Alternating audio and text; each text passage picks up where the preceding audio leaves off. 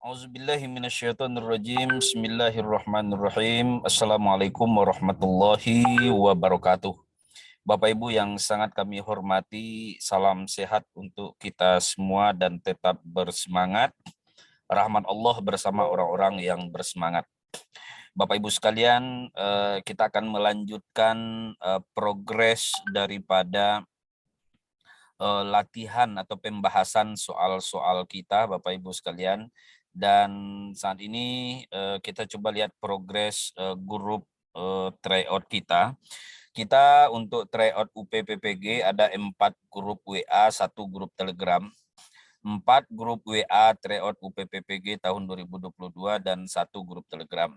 Ini dia dengan rincian ada grup 1, grup 2, grup 3, grup 4 tryout UP PPG PAI tahun 2022. Nah, di grup ini di grup WA ini kami mengirimkan file-file soal dan juga link-link YouTube yang bisa Bapak Ibu simak. File-file ini bisa di-print supaya Bapak Ibu bisa membacanya secara offline, ya, secara offline. Kemudian juga Bapak Ibu juga bisa mengerjakan berulang-ulang link-link tryout yang ada di grup WA yang sudah kami bagikan. Informasi ini sama semuanya, baik grup 1, 2, 3 maupun 4. Baiklah Bapak Ibu sekalian, selanjutnya kita akan membahas soal berikutnya, yaitu soal UPPPG. Kemarin kita sudah sampai kepada pembahasan sejarah di masa Khulafaur Rasyidin. Ya, sejarah di masa Khulafaur Rasyidin, dan kita akan melanjutkan pembahasan soal kita tersebut. Mudah-mudahan dengan mendengarkan dan menyaksikan pembahasan ini kita semakin terlatih, sehingganya Bapak Ibu sekalian kesiapan kita semakin maksimal hendaknya. Baiklah Bapak Ibu sekalian, kita akan lanjutkan pembahasan kita berikutnya, yaitu tentang masih seputar sejarah. Ini kemarin kita di pembahasan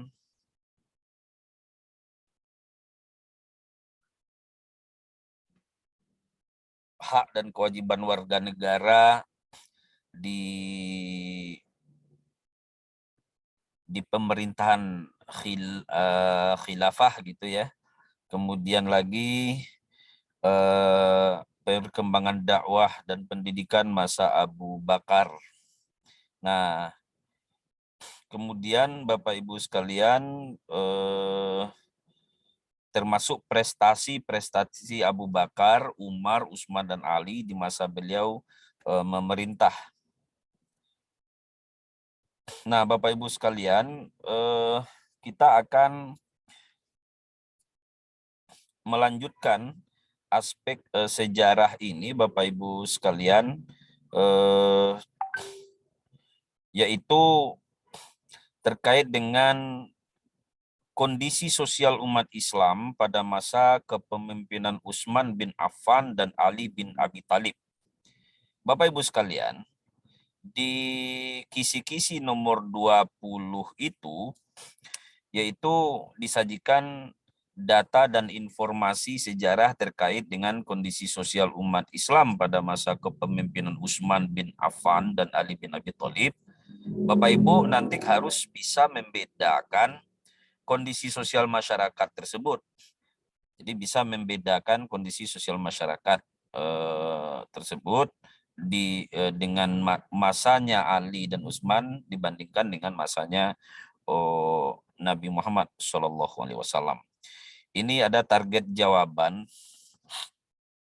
Kita baca Bapak Ibu sekalian supaya pemahamannya lebih utuh gitu ya.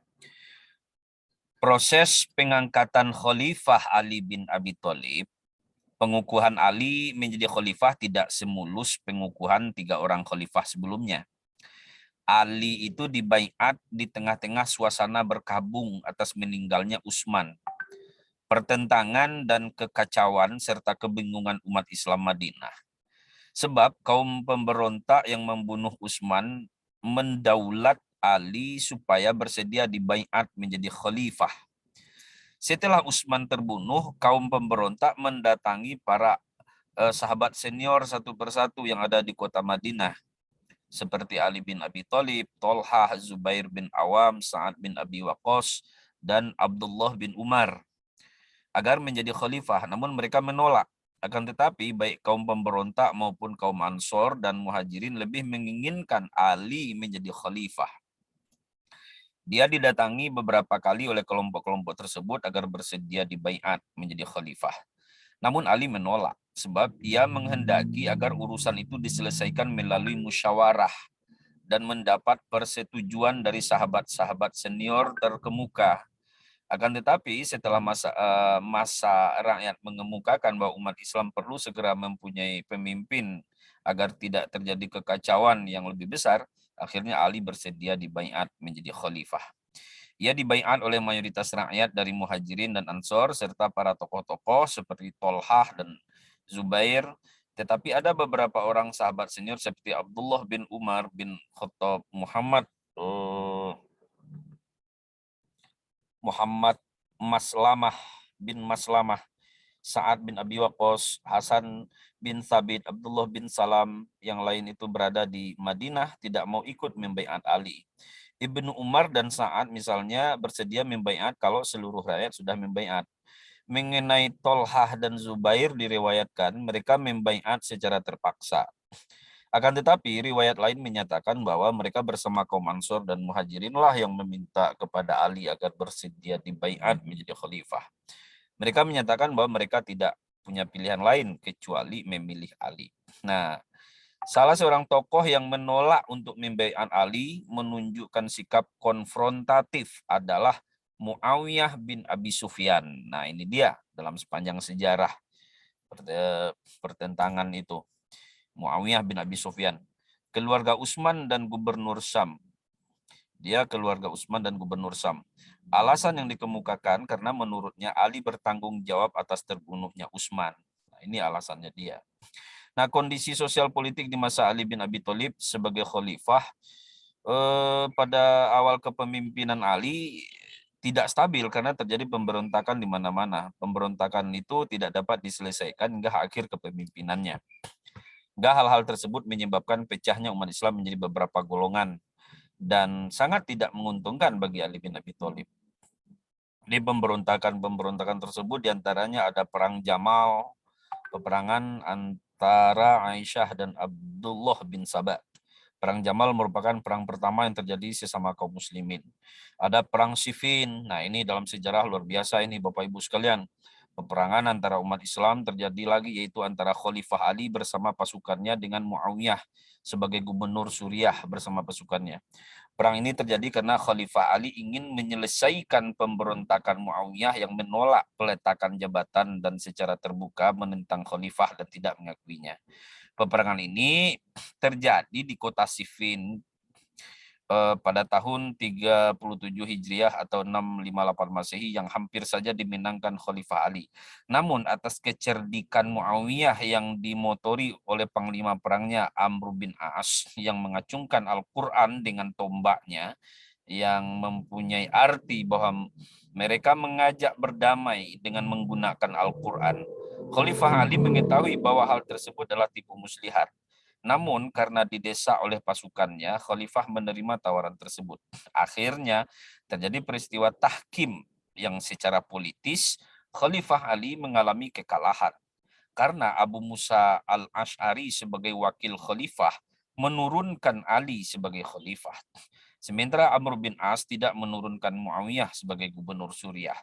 Bahkan menjadikan kedudukannya setingkat dengan khalifah. Nah, ini dia peristiwa tahkim. Nah, peristiwa tahkim pada masa Ali bin Abi Thalib karena kejujuran dan kelemahan Abu Musa al-Ash'ari dan juga karena kecerdikan dan ketidakjujuran Amr bin As merugikan pihak Ali. Pasukan Ali sangat kecewa dengan hasil tahkim karena kemenangan perang Siffin yang sudah hampir di tangan telah hilang dan tidak dapat diharapkan kembali. Oleh karena itu, pendukung Ali bin Abi Thalib terpecah menjadi dua kelompok yang tetap mendukung kekhalifahan Ali bin Abi Thalib dan kelompok yang melakukan pemberontakan dengan menentang kekhalifahan Ali bin Abi Thalib. Mereka menyatakan diri keluar dari pendukung Ali bin Abi Thalib yang kemudian melakukan gerakan perlawanan terhadap semua pihak yang terlibat dalam perang tahkim, termasuk Ali bin Abi Thalib. Sedangkan di sisi lain, Muawiyah dan pengikutnya tetap bersatu dan berarti lebih kuat daripada pendukung Ali bin Abi Thalib. Kelompok Ali yang kecewa dengan hasil tahkim berkumpul di Mekah dan melakukan kesepakatan yang dipimpin oleh Abdurrahman ibn Muljam al-Maradi, Al-Barq ibn Abdullah al-Tamimi, dan Amr bin Bakir al-Tamimi untuk menentang kepada pemimpin Ali bin Abi Thalib dan Muawiyah. Mereka disebut dengan kaum Khawarij, orang yang keluar dari kelompok Ali. Oleh karena itu, umat Islam terbagi menjadi tiga kelompok politik, yaitu Ali, Muawiyah, dan Khawarij. Ali dihadapkan pada dua lawan, Muawiyah dan Khawarij. Ali dan pasukannya disibukkan dengan melawan Khawarij yang jumlahnya sekitar 12.000 orang. Ketika Ali menumpas Khawarij, Muawiyah memanfaatkan kesempatan dengan mengirim pasukan di bawah Amr bin As ke Mesir dan berhasil mengalahkan pasukan Quraisy yang menjadi Amir Mesir. Pasukan Khawarij dikalahkan oleh pasukan Ali bin Abi Thalib ketika bertempur di Nahrawan. Nah, sisa Khawarij melarikan diri ke Bahrain dan Afrika Utara. Akan tetapi pasukan Ali bin Abi Thalib kelelahan dalam peperangan sehingga khalifah tidak dijaga ketat. Sedangkan di sisi lain penjagaan Muawiyah begitu ketat. Khawarij merencanakan untuk membunuh Ali bin Abi Thalib dan Muawiyah. Yang berhasil mereka bunuh hanyalah Ali bin Abi Thalib, sedang Muawiyah gagal mereka bunuh. Itulah kisahnya Bapak Ibu sekalian. Nah, pertanyaannya, pada masa kepemimpinan Utsman bin Affan, kondisi masyarakat yaitu A. Telah memberi kebebasan kepada umatnya untuk keluar daerah. B. Kaum muslimin dapat memilih hidup yang serba mudah. C. Jawaban A dan B benar. D. Kondisi sosial kemasyarakatan pada kaum muslimin masih menggali dan mengamalkan ajaran agama secara murni dengan mempelajari secara terus-menerus ajaran Al-Quran. Nah, yang paling tepat jawabannya adalah A dan B. Pada masa Utsman bin Affan itu telah memberi kebebasan kepada umatnya untuk keluar daerah. Kaum muslimin dapat memilih hidup yang serba mudah. Nah, di kisi-kisi nomor 21 nanti Bapak Ibu sekalian, nanti akan diberikan informasi tentang perkembangan dakwah dan perluasan wilayah Islam pada masa Utsman bin Affan dan Ali bin Abi Thalib. Bapak Ibu nanti harus mampu mengidentifikasi perluasan dakwah dan wilayah pada masa Utsman bin Affan dan Ali bin Abi Thalib. Nah, ini dia Bapak Ibu sekalian.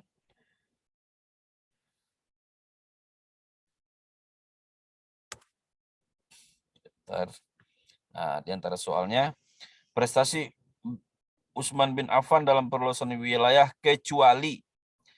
Jadi, Utsman bin Affan ini berprestasi di dalam perluasan wilayah, termasuk Azerbaijan, Tabaristan, Armenia, Tripoli, An-Nubah, Kufah, Fars, Kerman, Alexandria, Tunisia.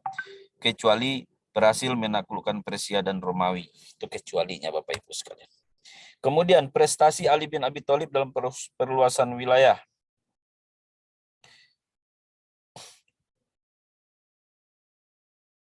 Prestasi Ali bin Abi Thalib dalam perluasan wilayah yaitu Sungai Efrat, Tigris, Amudariyah, bahkan sampai ke Indus. Nah, ini prestasi Ali. Ini tidak ya, Mesir, Palestina, Syria, Afrika Utara, Armenia, Tripoli berhasil menemukan Persia Romawi, itu bukan di masa Ali. Ali di masa Ali ini Sungai Efrat, Tigris, Amudariyah, bahkan sampai ke Indus. Itu yang Ali. Nah, di kisi-kisi nomor 22 nanti Bapak Ibu, kita akan disajikan informasi sejarah terkait kondisi sosial umat Islam pada masa kepemimpinan dinasti Umayyah. Nah, mahasiswa dapat membedakan kondisi sosial masyarakat tersebut dengan kondisi sosial masyarakat pada masa Khulafaur Rasyidin. Membandingkan kondisi masyarakat Bani Umayyah dengan kondisi masyarakat Khulafaur Rasyidin. Nah, ini dia contoh soalnya.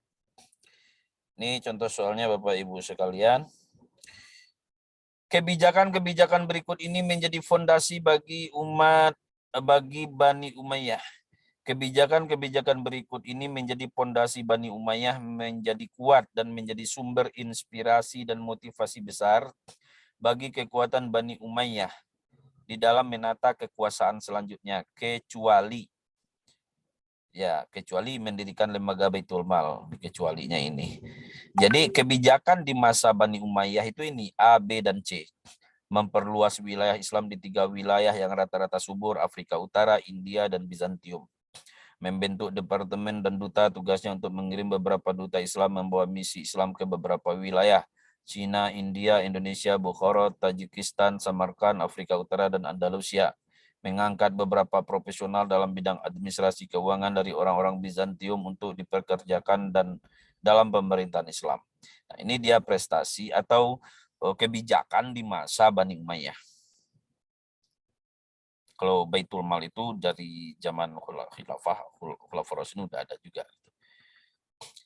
Nah, nomor 90, wujud kebudayaan fisik berupa hasil aktivitas, perbuatan dan karya manusia dalam masyarakat Islam pada masa Bani Umayyah adalah A. Abdul Malik membangun Masjid Al-Aqsa di Al-Quds, Yerusalem. Istana-istana yang didirikan sebagai tempat beristirahat di padang pasir pada masa ini, antara lain Qusair, Amrah, dan Al-Musatta. Katedral St. John di Damaskus diubah menjadi masjid. D. Jawaban A, B, dan C benar. Jadi benar ini A, B, dan C ini benar. Ini aktivitas, perbuatan, dan karya manusia dalam masyarakat Islam pada masa Bani Umayyah. Departemen yang dikembangkan oleh Muawiyah bin Abi Sofyan yang mengelola organisasi tata usaha negara adalah A.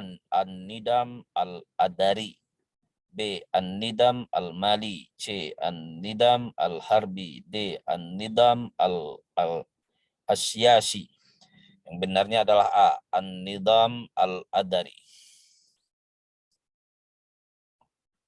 Berikutnya adalah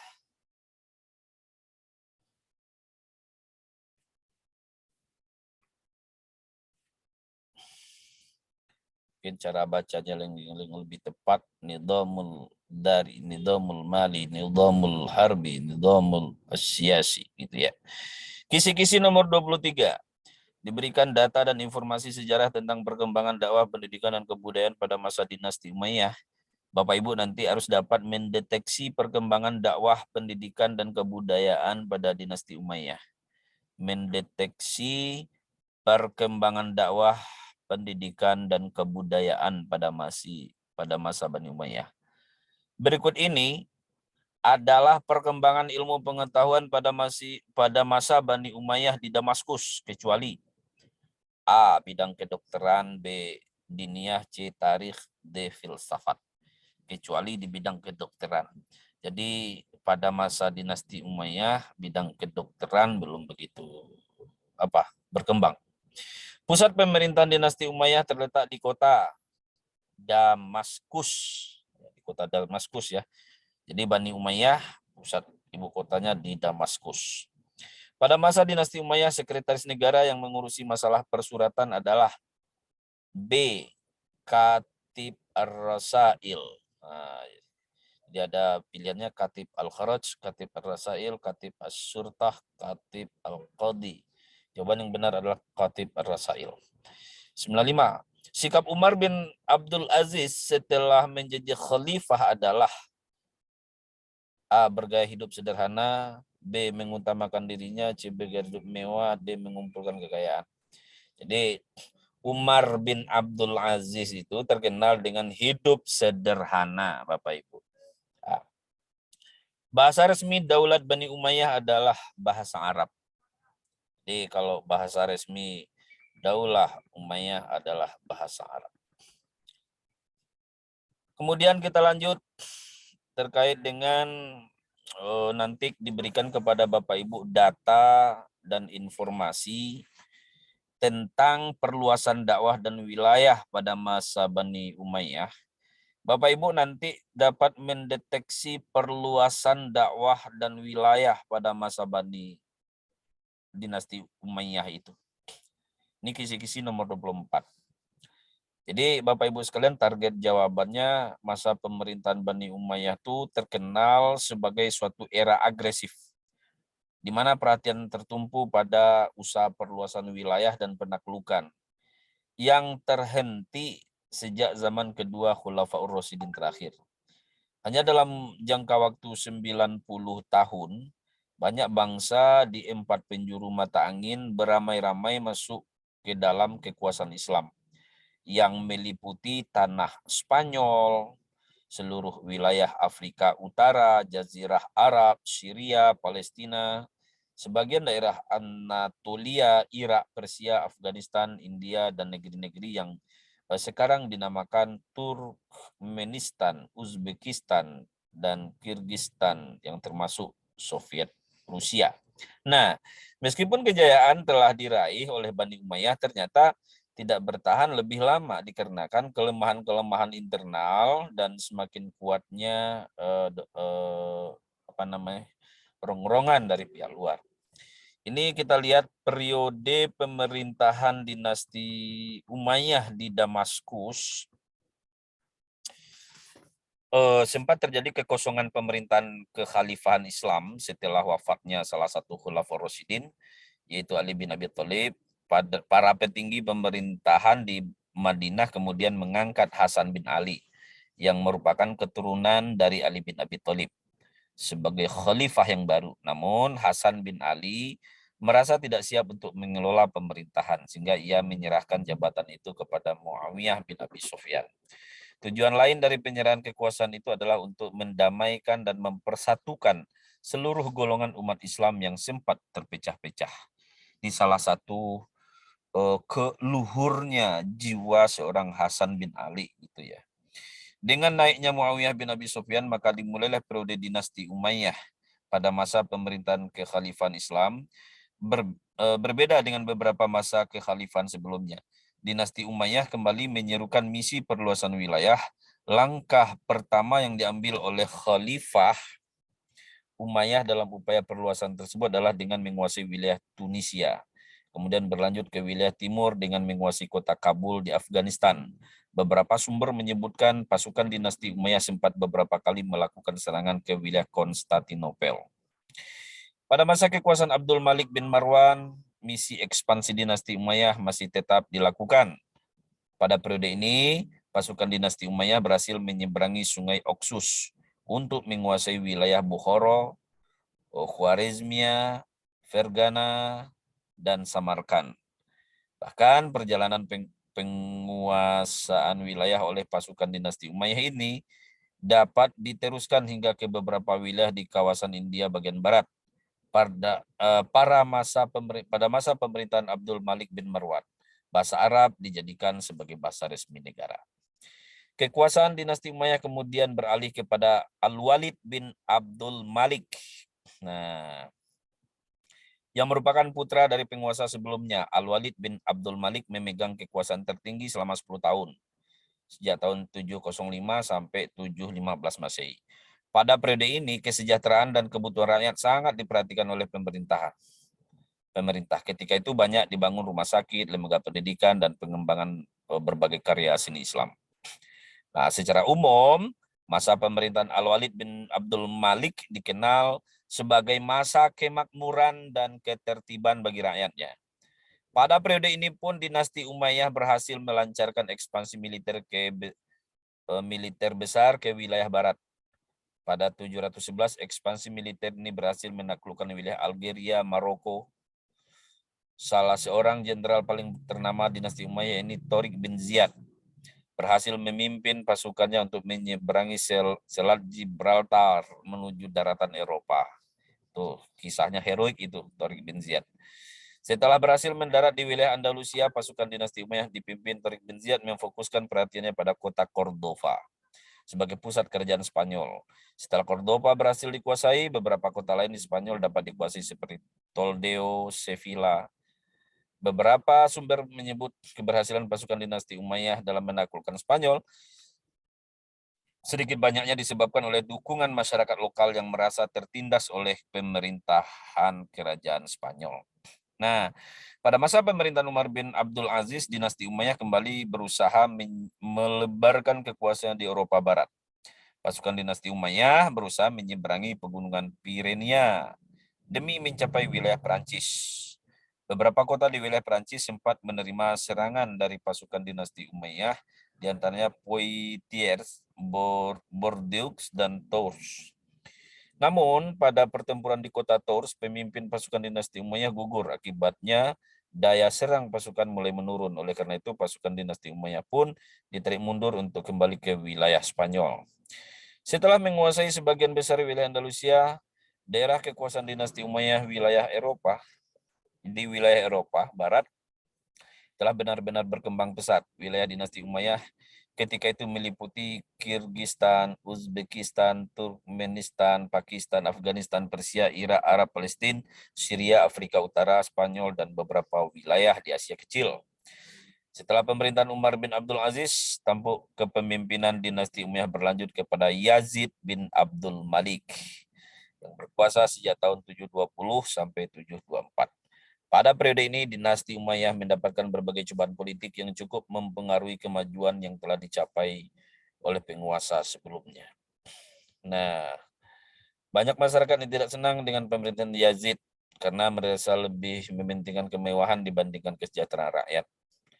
Pemerintahan dinasti Umayyah kemudian digantikan oleh Hisham bin Abdul Malik, disebabkan karena konflik bermunculan ya, yang akan menjurus kepada perang saudara. Setelah Yazid bin Abdul Malik meninggal akibat penyakit tuberkulose, ya TBC, beberapa pendapat mengatakan Hisham bin Abdul Malik adalah pemimpin yang cakap dan dapat memimpin dinasti Umayyah dengan baik. Namun, pada periode kekuasaan ini, kelompok-kelompok yang bertentangan dengan dinasti Umayyah sudah terlanjur berkembang pesat. Oleh karena itu, hingga akhir masa pemerintahannya, ia tidak sanggup menguasai banyaknya pemberontakan itu. Pemimpin terakhir yang menjabat pada pemerintahan dinasti Umayyah adalah Marwan bin Muhammad pada tahun 750. Pusat kekuasaan dinasti Umayyah di Damaskus berhasil digulingkan oleh pemberontakan yang dilakukan pasukan dinasti Abbasiyah. Dengan demikian, pemerintahan dinasti Umayyah di Jazirah Arab dan kawasan timur dapat dinyatakan berakhir. Jadi, berakhirnya masa pemerintahan Bani Umayyah itu di tangan Marwan bin Muhammad.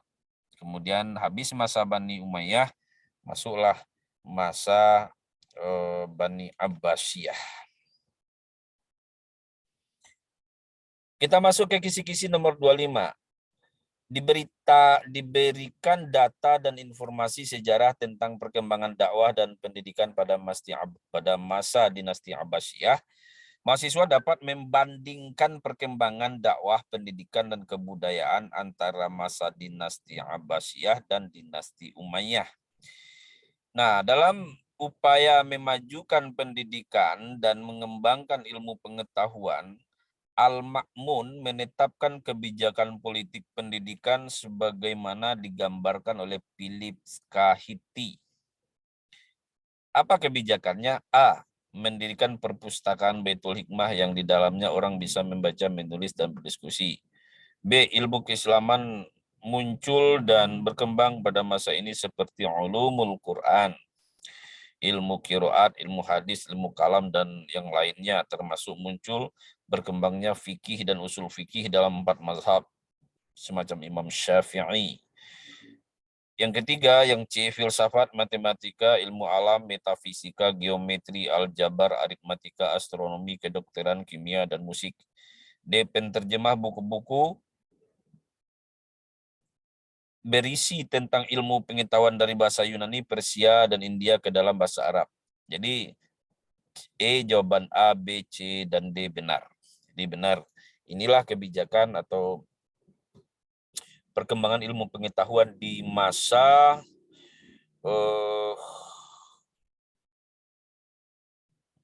Bani Abbasiyah. Gitu ya. Baik, kita lanjutkan. Kisi-kisi nomor 26 disajikan data dan informasi sejarah terkait dengan kondisi sosial umat Islam pada kepemimpinan Bani Abbasiyah. Mahasiswa mampu membedakan kondisi sosial kemasyarakatan tersebut dengan kondisi sosial masyarakat pada masa Khulafaur Rasyidin. Bapak Ibu sekalian, universitas yang terkenal pada saat itu yang dibangun oleh Perdana Menteri Nizamul Muluk dari Khalifah Harun ar-Rasyid, yaitu Nizamiyah. Ya, Nizamiyah. Pada masa Abbasiyah, khalifah yang sangat cinta pada ilmu pengetahuan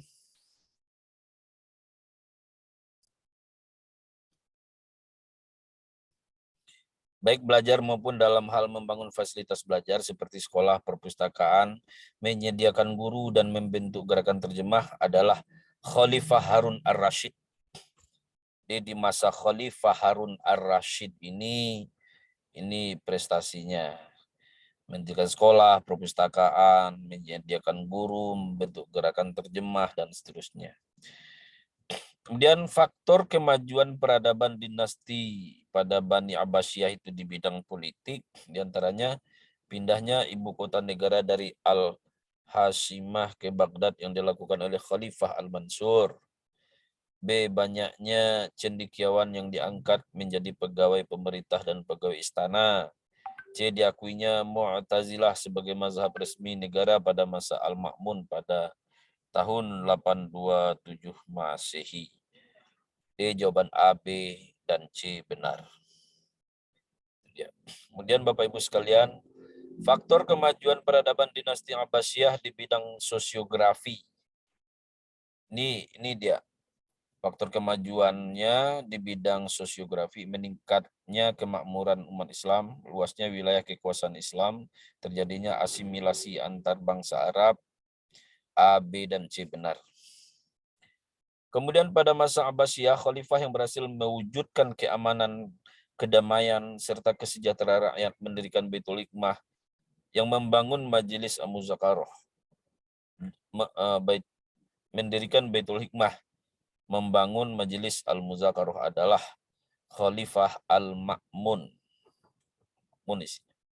Pada masa Abbasiyah, khalifah yang sangat cinta pada ilmu pengetahuan, baik belajar maupun dalam hal membangun fasilitas belajar seperti sekolah, perpustakaan, menyediakan guru, dan membentuk gerakan terjemah adalah Khalifah Harun ar-Rasyid.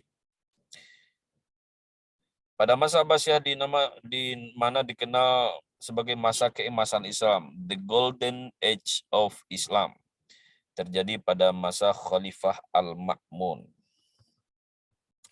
Dalam upaya memajukan pendidikan, sebagaimana digambarkan,